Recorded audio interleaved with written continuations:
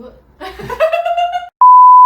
On this episode of Singapore Unsolved Mysteries, we cover the mysterious disappearance of 5 women. In the year 1978, 5 social escorts went missing after a ship party. There are 4 Malaysians and 1 Singaporean. It's 22-year-old Yeng Yok Fan, 22-year-old Yap Mi Ling, 19-year-old Sito Tai Tin, 19-year-old Margaret Ong Guat Chu, and the only Singaporean among them is 24-year-old Diana Ng Kum Yim. So 2 weeks before the incident, Diana met 3 men and she believed that they were Japanese and Hong Kong sailors and they were introduced to the rest of the women. The men then invited the women onto a party on a cargo ship, promising them $100 per hour and a diamond ring each for their services. And it's the 1970s, so $100 in that point of time was about $400 in today's money. And then this cargo ship were to be anchored on the eastern anchorage area of the coast of Singapore. On a Saturday, 19 August 1978, 5 women were taken on a shopping spree by the men to prepare for the party. And the following day, Sunday, 20 August 1978, they went for a picnic with the sailors before boarding the ship. Now, on Monday, 21st August 1978, the women did not return from their supposed party. So a close friend, 22-year-old Helen Tan, got worried and tried searching for them. She traced the group to Jardine Steps, which is present-day Harbourfront, with the help of a taxi driver at the hotel where the sailors were staying at that time.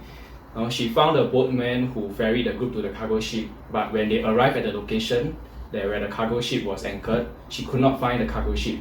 She then reported their disappearance to the Marine Police.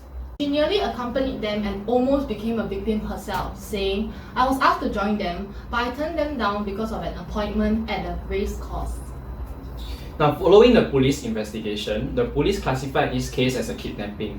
As the men were travelling with false documents and passport, the police reached a dead end. 2 weeks later, they recovered a severed hand at the location where the woman boarded the cargo ship, and police believed that this hand belonged to one of the missing women. But up to today, no one truly knows what happened to this woman. There were multiple theories that were put forth as to what could have happened to them. Let's move on to the possible theories. Theory number 1, they were sold as sex slaves to a prostitution ring. And this is a theory put forth by the media in 1978. And there is a possibility that the women were promised jobs in Hong Kong or Macau. And they were abducted by a crime syndicate and traded to a prostitution ring in India or some Middle Eastern country. And this is just a speculation with no proper evidence or proof. Theory number 2, they were abducted by North Korea. The men whom the woman met were actually North Korean agents, posing as Japanese or Hong Kong sailors. In 2004, Charles Robert Jenkins, former US soldier who defected to North Korea, arrived in Japan. He picked up a newspaper at the local airport and said that to his wife, "I've seen this woman before in Pyongyang." Now, that woman that Charles was referring to was Yeng Yok Fan. A South Korean actress, Choi Yoon-hee, who was also abducted in 1978, claimed that she heard a Malaysian couple living in a separate residence in Pyongyang during her stay in North Korea's capital. Now, North Korea's Room 35 is known to be an agency that involved in abduction of Japanese citizens. In 2017, the murder of Kim Jong-nam, Kim Jong-un's brother, rekindled the interest of this suspected abduction case in Singapore. Tomoharu Ibihara, the director of Association of Rescue of North Korean Abductees, said, "We should investigate this case again," referring to the 1978 disappearance case.